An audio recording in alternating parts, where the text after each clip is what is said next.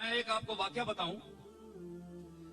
حضرت میاں فضل الدین کلیامی رحمت اللہ علیہ بہت اللہ کے مقبول، لیکن ظاہری طور پر میں چونکہ علماء بیٹھے ہیں میں اس لیے بڑی محتاط گفتگو کر رہا ہوں، اور اگر کسی حوالے سے میں کروں گا تو وہ صوفیاء کی زبان سے یا ان کی بات جو میں نے اپنے لفظوں میں کہی ہے، بات ان کی ہے، واقعہ ان کا ہے، اس کو میں نے اپنے لفظوں کے قالب میں ڈھالا ہے، وہ بھی ان کے حوالے سے بیان کروں گا. اگر کوئی اعتراض کرتا ہے تو صوفیاء پر کرے، وہ تو کرتے ہی رہتے ہیں، کوئی نئی بات نہیں.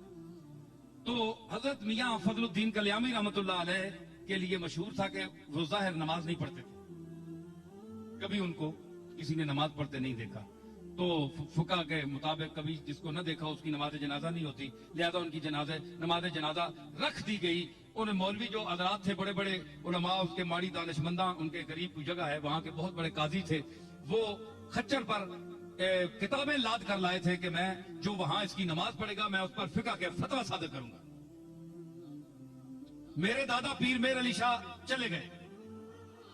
میاں فضل الدین نے کہا کہ میں بدعتی ہوں، میں ساز سنتا ہوں، میں آواز سنتا ہوں، میں آواز کا رسیہ ہوں، میں چشتی نظامی صابری ہوں، زیادہ سے زیادہ مشرک ہوں.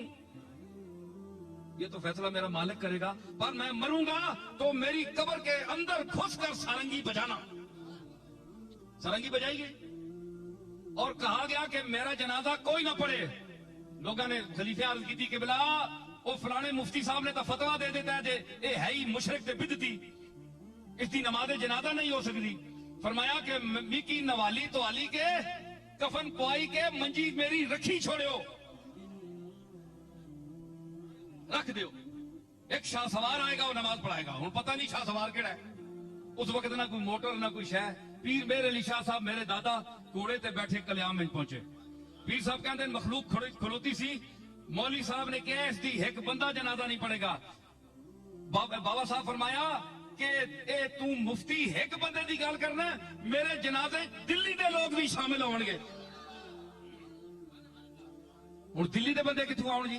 پتہ لگا تھوڑی دیر قافلہ آیا، اس لیے قافلے چلنے پشاور جا رہا سی، اتوں لگیا جی 200-400 بندہ، وہ دلی والا بھی شامل ہو گیا. پیر صاحب گئے، اتنی مخلوق تھی کہ پیر صاحب نے گھوڑے پر سوار ہو کر صفے سیدھی کرائی.